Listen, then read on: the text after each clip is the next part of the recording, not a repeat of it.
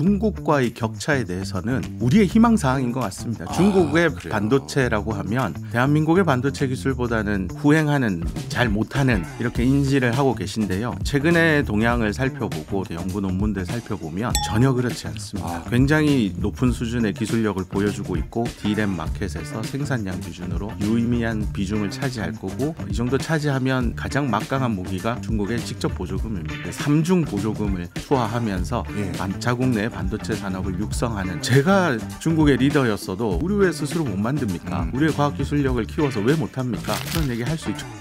오늘의 플러스, 반도체 전쟁에서 살아남는 방법에 대해 알아봅니다. 신창환 고려대 반도체공학과 교수 모셨습니다. 어서 오세요. 안녕하세요. 사실 우리나라 내부의 정치적인 이슈도 있었지만 반도체 분야는 제가 생각하기에 트럼프 당선, 이게 더 큰 변수일 거라고 생각하는데요. 이런 정치적인 상황 변화, 이런 것도 반도체 산업에 어떤 영향이 있었을까요?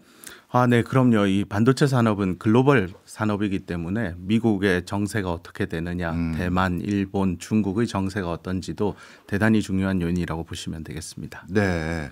그렇다면 이제 이 정세 변화가 우리나라 반도체 산업의 어떤 뭐랄까요? 경쟁력에 어떤 영향을 미치는지 하나씩 좀 여쭤보려고 하는데요. 뭐 저도 그렇지만 청취자분들 중에서는 반도체 분명 학습 많이 해놨는데 또 까먹고 그래요.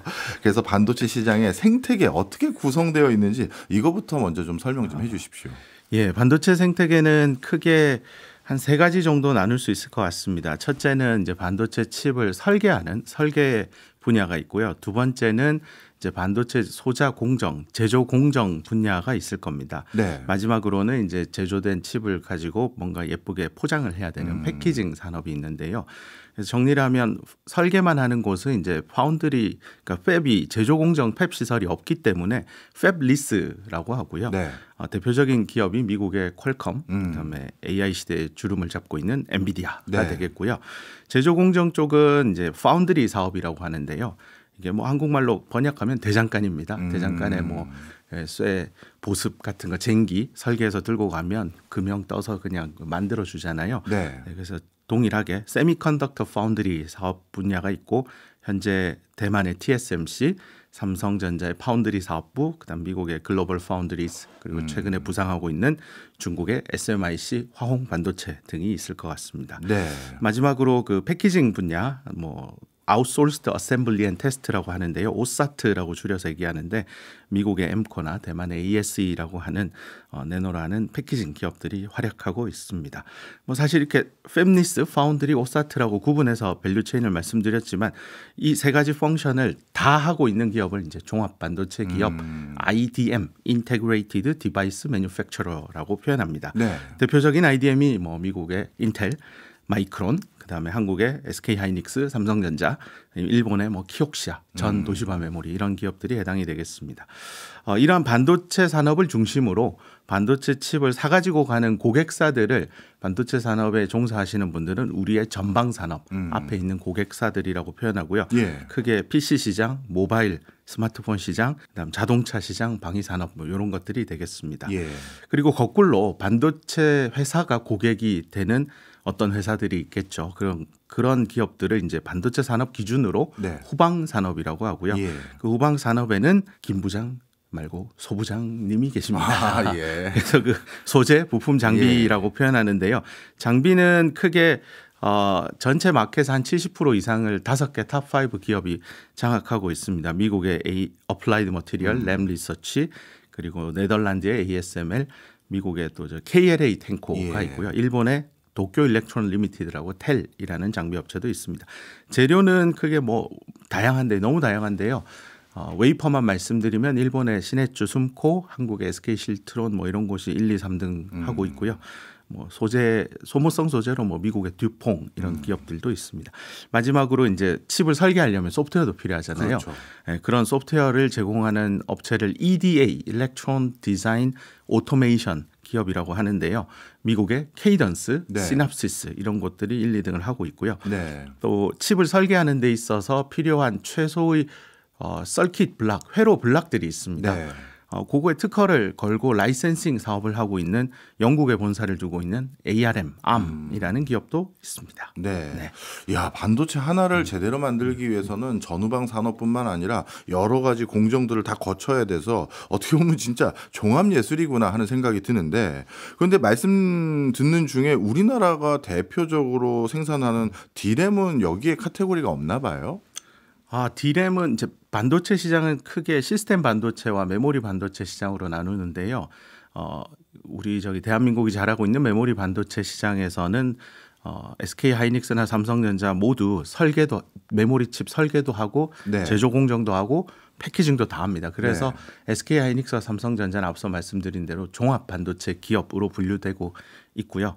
말씀드린 내용들 모두 다 이제 제가 밸류체인이라고 표현한 거는 이제 시스템 반도체, 메모리 반도체 모두 다 포함하는 얘기라고 보시면 되겠습니다. 알겠습니다. 자, 그런데 우리나라가 D램 분야에선 전 세계적으로 뭔가 시장을 석권했다라는 소식을 진작부터 들었는데, 그러면 반도체 중에서 한 축을 이렇게 전부 석권을 했으면 그걸로 충분히 반도체 강국이라고 불려도 될 것 같은데 왜 이렇게 시스템 반도체라고 불리우는 것에서 성과를 못 내는 거에 대해서 국가 차원에서도 또 기업 차원에서도 이렇게 걱정을 많이 하는 걸까요? 메모리 반도체 너무 잘하고 있고요. 예. 전체 반도체 마켓의 한 20%에서 30% 왔다 갔다 업황에 따라 변하긴 하는데요. 대략 한 3분의 1 정도가 메모리 반도체다라고 생각하시면 되고요. 이제 3분의 1을 했으니까 나머지 영역인 3분의 2도 우리나라가 더 잘하면 좋지 않겠냐라는 희망으로 시스템 반도체를 더 잘하면 좋겠다라는 얘기들이 나오는 것 같습니다. 사실 메모리 반도체를 이렇게 잘하는 것도 대단히 어려운 일이고 많은 자본 투자와 연구 개발, 좋은 인력들이 여기에 머무르면서 기술 개발을 꾸준히 해준 탓이라고 저는 보고 있습니다. 네. 그래서 자부심을 충분히 가지셔도 됩니다. 아, 그렇군요. 그런데 일각에서는 이제 이런 표현을 쓰시더라고요. 제가 보기에도 이게 아무나 만들 수 있는 물건 같지 않은데 이런 비유적인 표현. 이제 메모리 반도체는 21세기에 고급 나사못 같이 사용될 것이다. 그 얘기는 아마 고부가가치 품목은 아니라고 얘기하시는 비유적인 표현인 것 같아요. 그러면서 정말 큰 돈이 되는 건 시스템 반도체인데 그거 하나 얘기하시는 분과 그리고 또 한 가지 D램 부분에 있어서도 이제 중국 업체들이 거의 다 따라잡았다. 그러니 이제는 시스템 반도체를 반드시 가지 않고서는 한국이 계속해서 반도체 강국으로 분류하기가 어렵다. 이런 지적들을 제가 여기저기서 들었는데 사실입니까? 질문을 두 가지를 주셨는데 첫 번째는 메모리 반도체가 나사못과 같은 어떤 범용 부품이냐라고 질문을 주셨는데요. 사실은 반도체 마켓이 PC 시대가 90년대 열렸고 글로벌리 한 2,500만 대 팔리면서 글로벌 PC 시대가 열리면서 범용 D램 시장이 개화되었습니다. 네. 그러면서 D램을 처음 만들었던 인텔은 D램 제조를 포기하고 일본 기업들이 이제 나서기 시작했고 그 당시에 한국 반도체를 인수한 삼성전자가 D램 사업에 뛰어들기 시작합니다. 이후 20년, 30년 동안 즉 90년대, 2000년대 거치면서 D램 패권을 일본에서부터 한국으로 가져오는 역사적인 일들이 일어나게 되고요. 그 과정에서 한 번 더 기술적인 브레이크스루가 일어난 게 바로 모바일 시대입니다. 즉 스마트폰이죠. 그러면서 무선 통신 시장인 5G, LTE, 3G 시대들이 개화되면서 2007년, 8년 기준으로 애플의 아이폰과 삼성의 갤럭시가 나오면서 진정한 의미의 모바일 시대가 개화됩니다. 그러니까 PC 시대 위에 모바일 시대가 올라오고 그와 함께 개화되었던 메모리 상품이 낸드 플래시 메모리라고 보시면 되겠습니다. D램 쪽에서는 이제 로 파워형 LPDDR 계열들의 제품이 나오기 시작했고요. 이제 2018년 기준으로요. 아마 SK 하이닉스랑 삼성전자가 역대급 영업이익을 기록했던 한 해였었습니다. 아마 올해 그 기록을 깰 수도 있다라는 얘기가 나오는데요. 2018년을 보면 이제 정보통신기기가 생성하는 데이터가 사람이 생성하는 데이터를 처음으로 넘었던 한 해였습니다. 이제 그때를 저희 이제 학자들은 AI 시대의 개화라고 보고 있고 그런 기기들이 생성해낸 데이터를 기반으로 어떤 AI 서비스를 할 수 있을까에 대해서 미국의 빅테크 업체 중심으로 인공지능 모델에 대한 연구 개발이 꾸준히 이루어졌고 그 포문을 연 게 이제 오픈 AI사의 챗GPT 22년 11월에 출시되면서 이제 다양한 형태의 클로드니 여러 형태의 생성형 AI들이 나오면서 이제 우리가 체감하는 생성형 AI 시대가 열린 것 같습니다. 그 과정에서 말씀하신 대로 메모리 반도체는 나사못 수준의 부품을 만드는 메모리 칩도 여전히 있지만 AI 시대가 개화되면서 스페셜티 디램 혹은 커스터마이즈드된 커머더티라고 하면 이게 말이 앞뒤가 안 맞죠. 커머더티는 네. 정해진 표준 규격에 맞추어서 값싸게 생산만 하면 어느 회사 걸 쓰든지 내 컴퓨터에 꽂으면 다 동작해야 되는 표준품인데요. 네. 이게 커스터마이즈드된 고객에 특화된 표준품이다. 이게 말이 앞뒤가 안 맞지만 실제 하이 밴드위스 메모리라고 하죠. 고대역폭 메모리는 이미 커스터마이즈드된 메모리입니다. 왜냐하면 AI 시대에 큰 주름을 잡고 있는 팹리스 기업인 엔비디아가 우린 요 정도의 데이터 전송 속도와 이 정도의 용량을 가진 메모리가 필요한데 너네가 생산하는 커머더티 제품 라인업에는 없더라. 그러면 우리가 필요한 거는 이런 용량과 속도를 갖춘 메모리 칩인데 무엇이냐라고 했을 때 없는 거죠. 그럼 고객에게 맞추어서 특화된 나사와 못을 만들기 시작합니다. 그래서 정리하면 예전에는 길이와 너비가 정해져 있는 나사 못을 만들어서 값싸게 팔고 시장에 마켓 셰어를 늘리는 기업이 그 메모리 마켓의 1등이 되었다면 향후에는 우리 메모리를 사가는 고객사의 요구에 맞는 즉 수요에 맞는 나사와 못의 크기를 잘 만드는 역량을 갖춘 메모리 기업이 향후 1등의 자리를 차지할 것이고 저는 이를 다른 말로 메모리 역시 메모리 파운드리 시대로 들어가고 있다라고 보고 있고 그 첫걸음이 HBM이고요. 뒤따르는 게 아마 요즘에 많이 회자가 이제 슬슬 되는데 와이드 I/O 타입의 그러니까 인풋 아웃풋 단자수를 확 넓힌 표준품에 존재하지 않는 그 숫자보다 훨씬 많은 와이드 I/O를 가지는 DDR 제품들도 지금 만들어지고 있고 실제 국내 대기업 중에 2개 중에 하나겠지만 이미 애플의 뭐 이런 얘기들도 오가고 있는 것으로 알고 있습니다. 아 그렇군요. 이제 확실히 또 이해가 됐습니다. 그렇다면 D램 시장이라고 대표되는 이제 메모리 반도체 시장에서도 맞춤형 나사못이라는 새로운 시장이 열리니까 거기에서 우리 기업들이 지금 성과를 내고 있고 그런 점에서는 부가가치도 그리고 중국과의 격차도 충분히 아직까지는 유지하고 있다. 이렇게 정리해도 될까요? 그 중국과의 격차에 대해서는 우리의 희망 사항인 것 같습니다. 중국의 반도체라고 하면 대한민국의 반도체 기술보다는 이제 후행하는 잘 못하는 이렇게 인지를 하고 계신데요. 최근에 동향을 살펴보고 또 학회에 가서 이렇게 연구 논문들 살펴보면 전혀 그렇지 않습니다. 아, 그래요. 굉장히 높은 수준의 기술력을 보여주고 있고 연 단위로 보면 정말 그 기술력이 나날이 눈부시게 발전하고 있는데요. 지금 23년 기준으로 세계 D램 시장 점유율이 1% 미만이지만 생산량 기준으로 보면 한 6% 차지하는 게 허페이에 있는 창신 메모리 기업입니다. CXMT라고 알려져 있는데요. 한국반도체산업협회에서 최근에 나온 이슈 리포트를 살펴보면 그 생산량이 현재 베이징과 허페이시에서 생산하는 게 각각 월 단위 기준으로요. 70K, 100K 정도 되니까 또 합치면 한 170K니까 얼마입니까? 170만 장 정도 생산하는 역량을 갖추고 있습니다. 향후 27년, 28년에 가동될 예정인 신규 팹들을 살펴보면 추가로 한 9만 장 정도 더 나오거든요. 이쯤 되면 이제 D램 마켓에서 생산량 기준으로 유의미한 포션을 비중을 차지할 거고 혹자는 이런 얘기를 합니다. CXMT의 D램이 과연 그 생산 수율이 나오고 원가가 충분히 뭐 다운이 되어서 고객들이 사가고 또 그 기업은 이익을 낼 수 있습니까? 근데 가장 막강한 무기가 중국의 직접 보조금입니다. 그래서 국내 D램 메이커들은 이제 보통 하나의 테크 노드에서 제품을 개발하면 수율을 한 92%에서 95% 사이를 유지해야만 즉 100개의 D램을 만들었을 때 92개에서 95개가 굿다이 양품이 되어야 됩니다. 근데 그래야만 제품 가격 경쟁력을 가지는데 중국은 현재 70% 초반대 수율이거든요. 그럼에도 불구하고 가격 경쟁력을 가지는 이유는 그 수율의 격차 약 20% 되는 수율 격차를 보조금으로 메꿔주고 있기 때문에 사업에서 뒤지지 않고 계속 D램 기술 개발을 할 수 있는 캐시를 확보하고 자본 투자를 하고 장비를 사고 사람을 고용하고 선순환 구조에 들어갑니다. 그리고 또 놀랍게도 중국의 뭐 예컨대 샤오미와 같은 전자제품을 만드는 세트 업체가 CXMT의 D램을 사면 또 보조금을 받습니다. SK하이닉스나 삼성전자의 범용 D램, 표준품 D램을 사는 것보다 자국 내 조금은 성능이 후지지만 그래도 쓸만한 게 있다라면 보조금 받고 샤오미 입장에서는 세트 제품의 가격을 낮추는 게 훨씬 더 경쟁력이 있는 거죠. 예. 그러다 보니까 이미 이중 보조금이 들어갔잖아요. 네. 근데 이게 끝이 아니에요. 그래요. 또 면세 정책도 있습니다. 그래서 사실은 중국은 이제 3중 보조금을 투하하면서 예. 자국 내 반도체 산업을 육성하는 과정을 거치는데요. 사실 이를 너무 크게 비난할 필요도 없습니다. 자국 내 1등으로 수입하는 제품이 석유가 아니라 반도체거든요. 네.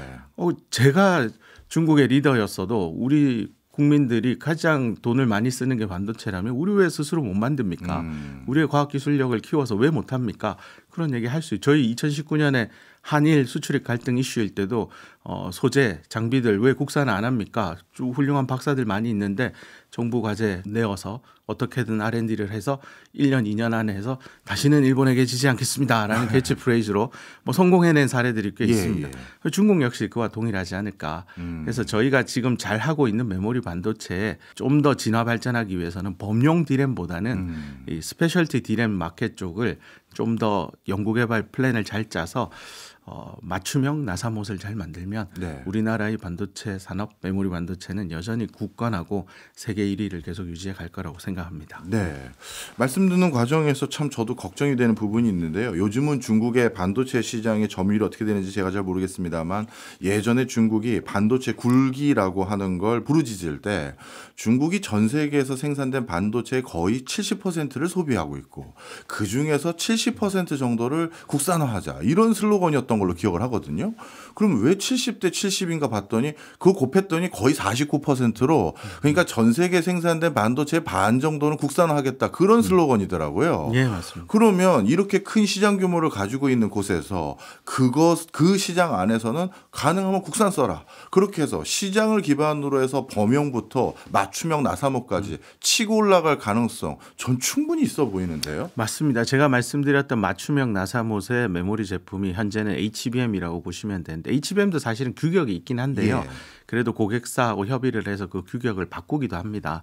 근데 HBM이 크게 이제 HBM 1부터 2 익스텐션 버전 2E, 그다음 3, 그다음 3 익스텐션 버전인 3E까지 현재 나와 있는데요. 네. 이 5개 세대 중에 현재 SK 하이닉스랑 마이크론, 미국의 마이크론이 3와 3E 제품을 양산하고 있고요. HBM2 계열은 이미 중국은 만들어내고 있습니다. 그래서 네. 3도 얼마든지 할 수 있고요. 그 3를 잘 할 거라고 제가 기대하는 그 기술 엔지니어로서 왜 그게 가능할까라고 답을 하자면 칩과 칩을 붙이는 본딩 기술에 있어서만큼은 직접 붙여본 경험을 가진 기업을 따져보면 중국의 낸드 플래시 메모리를 만들고 있는 YMTC라고 하는 양쯔 메모리 테크놀로지 컴퍼니가 업력이 약 10년 정도 됩니다. 2010년대 중반부터 현재까지 메모리 칩을 3D로 쌓아 올릴 때요. 얘네들은 식각 공정을 이용해서 한꺼번에 뭐 이렇게 100층이니 200층이니 뚫지 않고요. 예. 한 50층짜리를 4번 쌓아서 200층을 만든다고 보시면 되겠습니다. 그래서 그런 칩과 칩을 붙이는 기술 내지는 칩 위에서 어떤 적층 구조를 만들 때 본딩을 통해서 고단화, 하이레이어를 만드는 기술력은 YMTC가 가장 업력이 길기 때문에 그 기반으로 아마 얘네들은 HBM 역시 3 제품을 빠르게 선점해 오지 않을까라고 생각합니다. 그래서 SK 하이닉스는 이제 AI 시대의 주름을 잡는 엔비디아라는 큰 고객사와 함께 손잡고 또 TSMC라고 하는 파운드리와 함께 삼총사 연합을 만들어서 AI 시대의 가장 핫한 칩들을 빠르게 공급하면서 거기에 들어가는 AI 메모리를 고객사가 희망하는 만큼 지금은 이제 8층, 12층 D램을 쌓는데 이제 16층, 20층 이렇게 쭉쭉 빠르게 치고 나가서 중국이 넘보지 못할 수준으로 빠르게 기술력 차를 유지하고 그다음에 고객사 확보를 통해서 파운드리와 엔비디아라는 팹리스와 메모리 제조사인 하이닉스가 연합을 해서 그 공고한 철옹성 같은 벽을 현재 만들어내고 있습니다. 근데 그 벽이 깨지는 순간 또 위기는 찾아올 겁니다. 그래서 지금 뭐 SK 하이닉스가 굉장히 잘하고 있으니까 앞으로 잘 될 거다라는 기대감은 너무 좋지만 또 영원하지 않는다라는 얘기도 꼭 드리고 싶습니다. 네, 우리 교수님 말씀 듣고 보니까 야 우리나라를 자랑스럽게 만들었던 우리나라의 국격을 높였던 반도체 산업도 야, 이거 진짜 어떻게 될지 모르는 어떤 상황도 전개될 수 있구나 이런 걱정마저 드는데요. 그런데 반도체 제품의 성능을 결정하는 가장 근원적인 기술은 우리가 뭘로 봐야 될까요? 반도체 제품의 기술의 성능을 결정하는 기준은 결국 그 제품을 구성하는 부품이 어떻냐를 보시면 될 것 같아요. 네. 그래서 반도체 칩을 구성하는 최소 단위를 저희들이 이제 트랜지스터라고 하는데요.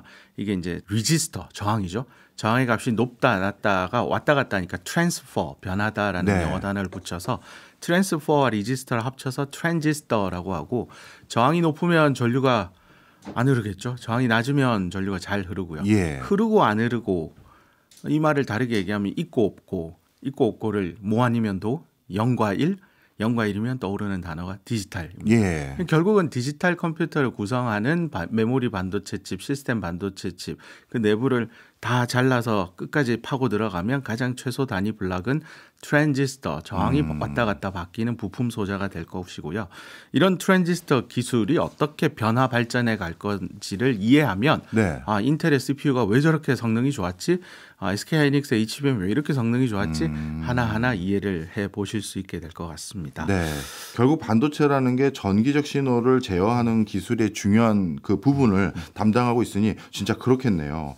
그렇다면 이 트랜지스터 기술 부분에서 중국 업체들도 이제 일정 수준 이상 올라왔다는 얘기가 되는 거잖아요. 네, 맞습니다. 현재 시스템 반도체의 경우에는 한 7나노미터 정도 반도체 테크 기술까지 확보된 것으로 추정되고 있고요. 대만 TSMC와 삼성전자 파운드리 사업부는 한 3나노급까지는 양산 기술력을 거의 확보했다고 보시면 되겠습니다. 인텔 같은 경우는 좀 안타깝지만 지난 한 5년 가까이 새로 개발한 테크노드는 딱 2개밖에 없는데 네. 그래도 CPU 시장의 절대 강자이다 보니까 회사가 부도나지 않고 여전히 영업을 잘 하고 있는 것 같습니다. 사실 이 기술 발전에 있어서 크게 시스템 반도체, 로직 소자라고 표현하는데요. 연산에 활용되는 트랜지스터, 이 트랜지스터가 어떻게 진화 발전했느냐에 대한 얘기를 해드려야 될 것 같고, 네. 또 하나는 D램에 들어가는 트랜지스터는 또 다른 발자취를 가지고 성장해 왔습니다. 네. 또 낸드 플래시 메모리 역시 트랜지스터이긴 하나 좀 다른 형태의 구조를 가지고 또 발전해 왔습니다. 오늘 다 말씀은 못 드리겠지만 크게 연산용 트랜지스터, D램 트랜지스터, 낸드 트랜지스터 이렇게 3가지가 있다 생각하시고 네. 여러 가지 서적들을 펼쳐보시면서 네.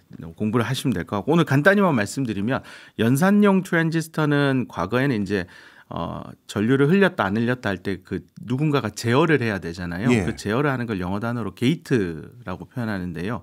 우리가 뭐 문을 방에서 거실에 있다가 안방에 갔다 안방에 있다가 애기 방으로 가고 하면 다 문을 넘어 다니잖아요. 그 문을 영어 단어로 게이트라고 예. 하잖아요. 그래서 그 게이트가 하는 역할은 사람의 움직임을 제어하죠. 문을 닫아 놓으면 못 들어가잖아요. 그 네. 방에. 동일합니다. 트랜지스터 역시 전자를 가득히 머금고 있는 소스라고 하는 영역이 있고요. 그다음에 전자가 빠져나가는 하수구 역할을 하는 드레인이라고 하는 공간이 있는데요. 네. 이 소스와 드레인 사이에 전자가 이동하는데 그 흐름을 제어하는 역할을 하는 금속 전극이 메탈 게이트입니다. 네. 그래서 이 게이트의 전기 신호를 어떻게 주냐에 따라서 전류가 흐르고 안 흐르는데 이 반도체 엔지니어들이 어떻게 하면 전압은 작게 주고 네. 전류는 많이 흘리고 싶은 겁니다. 그래서 파워는 덜 쓰면서 퍼포먼스는 더 높이고 싶은 거죠. 예. 근데 이 일을 지난 반세기 동안 성공적으로 해왔습니다. 예. 보통 파워는 한 절반 정도 수준, 하지만 성능은 한 5에서 많게는 30%까지 한 2년 주기로 계속 성장을 해왔었습니다. 근데 이렇게 파워와 퍼포먼스를 동시에 늘릴 수 있는 기술의 근간은 뭐냐? 작게 만들면 됩니다. 네. 이 이해가 잘 안 되시면 한국어 속담에 나옵니다. 작은 고추가 맵다. 이 고추라고 하는 야채의 성능은 매운 정도라고 한다면 예. 청양고추와 같은 고추는 작잖아요. 예. 근데 성능은 끝내주게 맵잖아요. 그렇죠. 네, 똑같습니다. 반도체 칩 역시 작게 만들수록 훨씬 더 우수한, 즉 파워를 덜 쓰면서 퍼포먼스는 더 높은 트랜지스터를 만들 수 있고, 그 과정들이 지난 50년 동안 이어져 왔고, 조금 더 디테일하게 말씀드리면 2003년에 마의 벽인 100나노의 장벽을 뚫고 인텔이 90나노 테크 노드를 양산에 성공했습니다. 예. 이후에 2년마다 65나노, 45나노, 32나노, 22나노 이렇게 하면서 2011년 5월 5일 어린이날 네. 22나노까지 도달을 했고요. 예. 이후에 이제 시간 차가 2년이 아니라 한 4년, 5년 정도 갭을 두면서 14나노, 10나노, 이후에 7나노, 뭐 6나노, 5, 4, 3, 2, 1 뭐 이렇게 가고 있다고 보시면 되겠습니다. 이 연산 소자는 그래서 현재는 그 게이트를 하나만 쓰던 시절에서 이제 두 개를 쓰고요. 최근에는 이제 전자가 이동하는 영역을 게이트가 똘똘똘 감고 있는 360도로 감고 있는 게이트 올 어라운드 형태의 트랜지스터가 출시되고 있습니다. 네. 여기까지가 일단 연산용 소자에 대한 얘기고요. 예. D램은 좀 다릅니다. D램은 이제 리세스 채널 액세스 트랜지스터라고요. 뭔가 이렇게 파고 들어갑니다. 예. 웨이퍼 표면을 파고 들어가서 전자가 웨이퍼 표면을 이동하는 게 아니라 안으로 들어갔다가 다시 위로 올라오는 그런 형태로 D램 소자는 개발되어 왔고요. 예. 여기서 한 가지 주목하실 게 향후 D램 소자는 3차원 구조로 바뀔 겁니다. 예. 그래서 그 시기가 2030년 전후다라고 보시면 될 것 같고요. 낸드 같은 경우는 사실은 트랜지스터 그 게이트 제가 하나라고 표현했는데 예. 게이트 위에 게이트가 또 있습니다. 그건 뭐예요? 탑 게이트, 바텀 게이트라고 분류하는데요. 이 바텀 게이트에 전자가 들어가면 데이터가 저장되고요. 바텀 게이트에 있던 전자가 빠져나오면 데이터가 없어졌다라고 표현합니다. 근데 이게 바텀 게이트는요. 그 스티로폼과 같은 네. 실리콘 다이옥사이드라고 하는 절연막으로 똘똘똘 감겨 있어서 한번 전자가 들어가면 나오기가 쉽지 않습니다. 예. 특히나 외부에서 전원 플러그를 뽑더라도 이 전자는 그 실리콘 다이옥사이드에서 보호를 받고 있어서 나갈 수가 없습니다. 예. 그래서 이제 이런 걸 비휘발성, 내가 USB에 파일을 담고 컴퓨터에서 USB 뽑고 다른 데 가서 또 꽂아도 그 파일이 그대로 살아있잖아요. 예. 그 원리가 이제 전자들을 SiO2라고 하는 절연막에 감쌉니다. 뭐 쉽게 설명드리면 제주도에 잡은 생갈치를 택배 박스에 얼음팩이랑 같이 넣어서 서울까지 보내면 상하지 않고 그대로 오죠. 이유가 스티로폼이라고 하는 절연막이 온도를 잘 유지해줬기 때문이죠. 네. 낸드 플래시 역시 전자가 금속 전극에 들어왔다가 빠져나가려고 하는데 걔를 잘 보호하는 형태로 소자 구조가 발전되었다라고 보시면 되겠습니다. 이런 맥락에서 소자 구조의 발전과 반도체 기술의 발전이 어떻게 되는지 공부하시면 반도체 산업이 하는데 훨씬 도움이 되실 것 같습니다. 네, 아주 쉽게 설명해 주셔서 저도 이런 맥락으로 워킹하는 그런 세상이었구나 이렇게 이해가 됐는데 앞서서 흥미로운 말씀을 해주셨는데 앞으로 D램은 3D 형태로 전개될 것이다 얘기해 주셨잖아요. 근데 제가 아는 기초 상식으로는 HDM도 결국 D램을 쌓아 올리는 거니까 그게 3D 아닌가요? 이거랑 완전히 다른 개념입니까? HBM은 그 기존에 나오고 있는 D램을 8개 또는 12개 접합해서 붙여서 만든 3차원 반도체 D램이라고 보시면 되고요. 네. 제가 말씀드린 3D D램은 예. 웨이퍼 표면에 예. D램 그 최소 단위인 정보의 저장의 최소 단위인 비트 셀을 한 층 한 층 위로 쌓아 올리는 기술입니다. 그러니까 마치 3D 낸드 플래시 메모리가 뭐 몇백 단을 쌓았다라고 이제 광고에 나오잖아요. 예. 그런 얘기할 때 보면 D램 낸드 칩을 300개 쌓은 게 아닙니다. 네. 낸드 칩 하나에 그 올라가는 트랜지스터가 300개, 400개 올라가는 거거든요. 마찬가지로 D램 역시 지금은 하나의 평면에 정해진 땅덩이 면적 안에 어떻게 하면 더 많은 D램 셀을 넣을까를 연구하고 있는데 얘를 이제 3차원 구조로 위로 쌓는 3D D램 시대가 아마 한 5년 정도 뒤면은 이제 개화될 것으로 보고 있습니다. 이 경우에 HBM하고는 다르게 HBM은 D램 칩 자체를 8장, 12장 쌓아서 3D라고 표현하는 것이고요. 네. 제가 말씀드리는 3D D램은 이제 3D 낸드 플래시와 같이 웨이퍼 표면에 D램 셀들을 쭉 쌓아 올리는 그런 기술이라고 보시면 되겠습니다. 그러면 그렇게 기술이 바뀌었을 땐 뭐가 더 좋아지는 건가요? 고용량이라고 보시면 됩니다. 그렇군요. 네, 고용량, 고대역폭 이런 것들을 구현할 수 있습니다. 네. 그러면 이제는 낸드 기술에 대해서도 좀 설명을 듣고 싶은데요. 우리 기업들이 낸드 기술에 대해서도 상당히 선도적인 기술을 가지고 있다고 들었는데 중국하고의 뭐 비교라든가 이런 것도 좀 말씀 주시면 감사하겠습니다. 뭐 낸드는 사실 이제 일본의 도시바 메모리 지금 키옥시아가 먼저 출발을 했던 제품이고 애플 뭐 나노팟 뭐 이런 제품들이 나오면서 삼성 낸드 사업부가 성장을 하기 시작했고요. 현재는 2D 낸드 시대가 끝나고 한 14나노미터 텍에서 끝나고 이제 3D 낸드 시대가 개화됐습니다. 24단, 36단, 72단, 128단, 뭐 232단, 지금 이제 330단 가 있고요. 내년쯤 되면 440단 제품들도 만나 뵙게 될 겁니다. 이 과정에서 사실은 시각 공정 기술이 대단히 중요했었고 미국의 램 리서치라는 장비 회사가 성장을 많이 했었습니다. 네. 시가총액만 봐도 램 리서치나 SK 하이닉스나 대동소이하거나 심지어 램 리서치가 더 컸던 것으로 봅니다. 뭐 국내 코스피 시장에 코리아 디스카운트의 영향도 있겠지만 예. 그만큼 장비 시장이 되게 중요하다라고 보셔도 될 것 같고요. 현재 그래서 400단 이상의 낸드에서 한번 기술의 큰 변화를 저는 이제 기대하고 있습니다. 네. 300단까지는 시각 공정 기술을 이용해서 빠르게 고단화 레이어 수를 올리는 SK 하이닉스, 마이크론, 삼성 이렇게 있었다면 이제는 400단부터는 웨이퍼와 웨이퍼를 붙여서 그러니까 1번 웨이퍼에서 400단 200단 쌓고요. 2번 웨이퍼에서 200단을 쌓아요. 그리고 네. 1번, 2번 웨이퍼를 붙입니다. 예. 그렇게 하면 400단이 나오는 거죠. 예. 그래서 이렇게 웨이퍼 투 웨이퍼 본딩 기술을 기반으로 해서 내년도에 출하될 400단 제품부터는 좀 다른 낸드 제품 경쟁력 얘기들이 오갈 것 같고요. 그 과정에서 중국의 YMTC의 부상 이미 부상해 있는 것 같고요. 네. 부상했지만 부상당하길 희망합니다. 이 중국의 라이징은 막을 수는 없습니다. 예. 오랜 업력을 가지고 이제 10년 가까이 업을 해왔고 중국 내수 시장에 수요가 상당하기 때문에 중국 YMTC는 계속해서 성장할 것으로 기대되고 있고요. 이 중국 YMTC가 내놓는 기술이 X-스태킹입니다. 네. 뭐든지 쌓겠다입니다. 변수 X에다가 스태킹을 붙여서 만든 합성어인데요. 이 X-스태킹 기술이 가지는 의의가 이제 3D 낸드에서 고단화되면서 특히 400단을 시점으로 해서 이제 빠른 속도로 단수를 올릴 수 있게 됩니다. 그래서 한 5년 정도 지나면 1000단 이 정도 갈 것 같고요.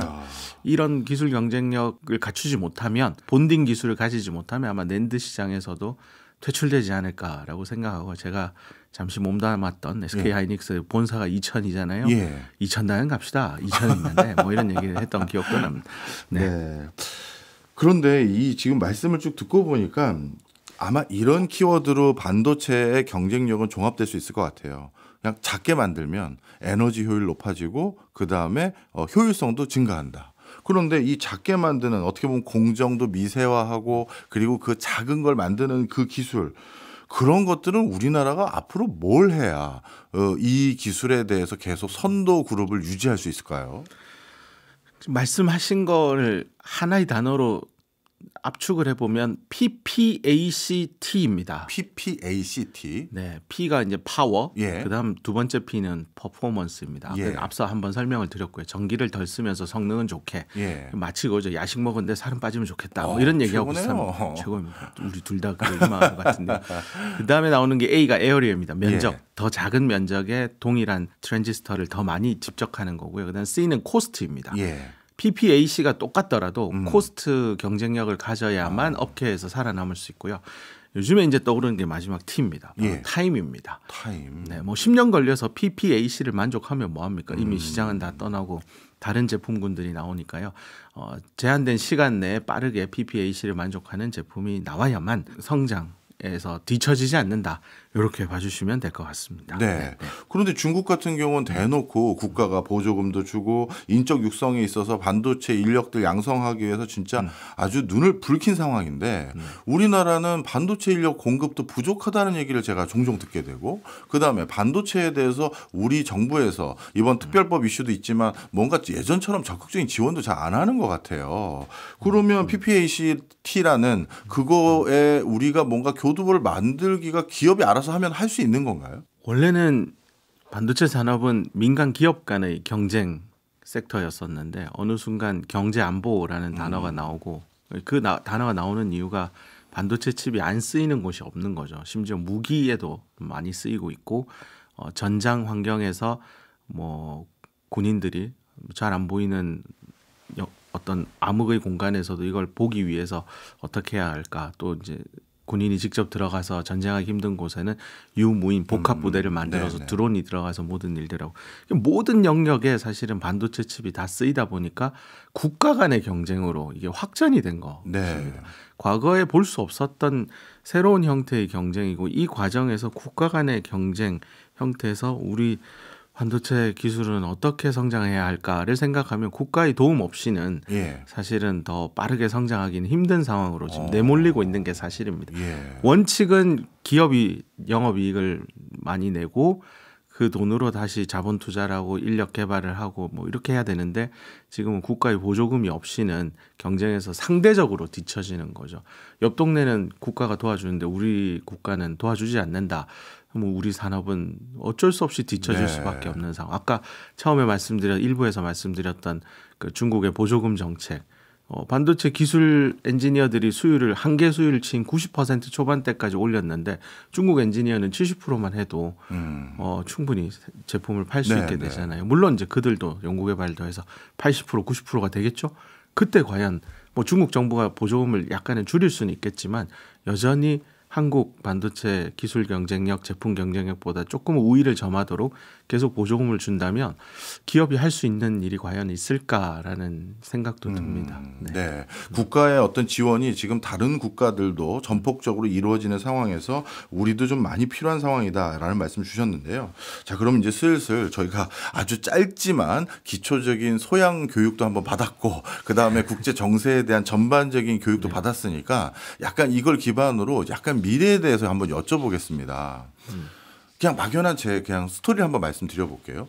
반도체가 아까 교수님 말씀 주신 것처럼 국방부터 해서 산업 전반적으로 가장 중요한 필수제가 돼버렸는데 그런데 미국 입장에서 그걸 중국에 의존하는 산업 생태계를 구축할 것 같지는 않아요. 그렇다면 결국 앞으로 반도체 산업 생태계는 그 D램이든 낸드든 간에 그게 아니면 또 시스템 반도체든 간에 중국의 디바이스들을 기반으로 한 어떤 표준 규격과 표준 나사못들, 맞춤형 나사못들이 한 축을 생기고 미국을 기반으로 한 다양한 디바이스와 솔루션들의 기반으로 한 또 밸류체인이 또 한 축 생겨서 그냥 양쪽으로 나눠질 것 같은 생각이 드는데 그렇게 될까요? 지금 말씀하신 게 이제 미국 중심의 반도체 밸류체인과 중국 중심의 반도체 밸류체인으로 디커플링 된다라고 말씀을 하셨는데요. 예. 사실 반도체 산업이라는 게 완벽하게 미중 간의 밸류체인을 분리하는 거는 불가능에 가깝고요. 그걸 이제 3대 전략 컨설팅 중에 한 컨설팅 펌에서 스터디를 했습니다. 예. 만약에 그렇게 하게 되면 연간 9빌리언에서 40빌리언까지 계속 투하를 해야 됩니다. 그 정도의 고정 비용을 국가가 되지 않는 한은 완벽한 미중 간의 밸류체인 분리는 불가능하다라는 스터디들도 있습니다. 네. 근데 사실 거꾸로 엔지니어로서 기술이 과연 D램 낸드는 계속 작게 더 작게 만들고 낸드는 층을 높일 것이고 연산용 CPU, GPU, AP에 들어가는 연산용 소자는 게이트 숫자를 한개에서 지금은 이제 그 똘똘 많은 구조까지 가 있고요. 이 다음이 무엇일까를 생각해 보면 사실은 물리적인 한계에 봉착하게 됩니다. 예. 그러니까 2나노, 1나노 다음에 제가 웬 2나노 춤이나 춥시다. 나도 모르겠습니다라는 얘기를 하는데요. 물리적인 한계에 도달하게 되면 결국 할 수 있는 일은 기존에 만들어졌던 2나노 칩과 5나노 칩, 14나노 칩, 28나노 칩들을 잘 믹싱을 해서 원하는 성능을 구현해내는 시대가 개화될 거로 보고 있습니다. 그래서 하나의 칩을 잘라서 만드는 걸 이제 칩넷 4개를 만들어서 하나의 원칩을 구성하는 기술도 있을 거고요. 또 하나는 HBM처럼 여러 개의 칩들을 붙이는데 HBM은 이제 동종의 칩들을 붙인 거고요. 향후에는 D램, GPU, CPU, AP 이렇게 하면서 2종의 칩을 또 집적하게 될 겁니다. 그 과정에서 A 칩은 중국산, B 칩은 미국산, C 칩은 일본산, D 칩은 대만산 이렇게 됐을 때 이거는 이제 미국과 중국의 화해의 모드, 미중 간에 어쩔 수 없이 화해할 수밖에 없는 하나의 제품군이 만들어지지 않을까. 그런 세상이 열리면 미국과 중국의 정치 리더들은 경제력 향상, 일자리 창출, 투자금 확보 등을 위해서 이런 이종 칩 간의 칩 접합 기술을 통해서 만들어진 새로운 제품 섹터를 포기할 수 없을 겁니다. 그럴 때는 의회의 뜻밖의 미중 간의 화해의 시나리오도 기대해 볼 수 있지 않을까. 그래서 정리하면 미중 간의 디커플링은 어느 정도는 있겠지만 완벽한 디커플링은 반도체 기술이나 소재 장비 생태계 특성상 거의 불가능에 가깝고 너무 비용이 많이 듭니다.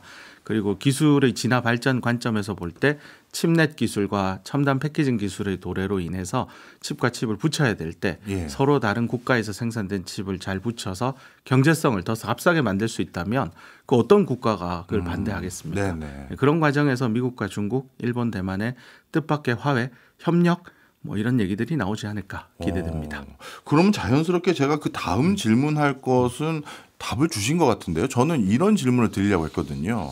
트럼프 2기 들어서면서 이제 더욱더 중국에 대한 압박 수준이 높아질 것으로 보여지는데, 그런데 우리나라 SK 하이닉스와 삼성전자의 중국 반도체 공장, 그건 이제 어떻게 해야 되느냐. 그거 빼서 다른 데 반도체 공장을 짓고 싶어도 중국만큼 반도체 인력을 벌크로 공급해 주는 나라도 별로 없고, 거버넌스 체계도 저 정도 안전성 가지고 있는 나라도 별로 없는데, 그렇다고 우리나라의 반도체 공장을 새로 증설하는 것도 기존에 증설하는 것도 지금 자꾸 지연되고 있는데, 그럼 어떻게 되냐 질문을 드리려고 했는데 화해 모드로 괜찮다 그러면 걱정 안 해도 되는 거 아닌가요? 네, 기술의 발전 과정에서 화해 모드의 가능성은 열려 있고요. 예. 완전히 분리된다라고 하더라도 대한민국의 이제 용인 반도체 클러스터 중심으로 SK 하이닉스의 경우에는 기존의 총 생산량만큼을 네.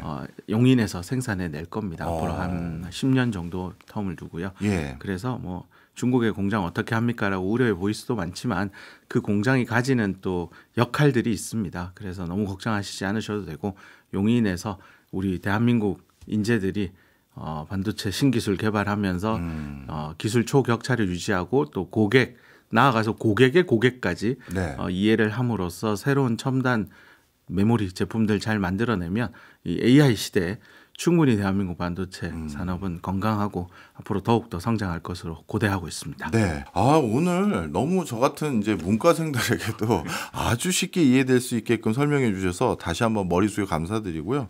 감사합니다. 종종 좀 나와 주셨으면 좋겠습니다. 네, 자주 불러주십시오. 알겠습니다. 네. 지금까지 신창환 고려대 반도체공학과 교수였습니다. 고맙습니다. 고맙습니다.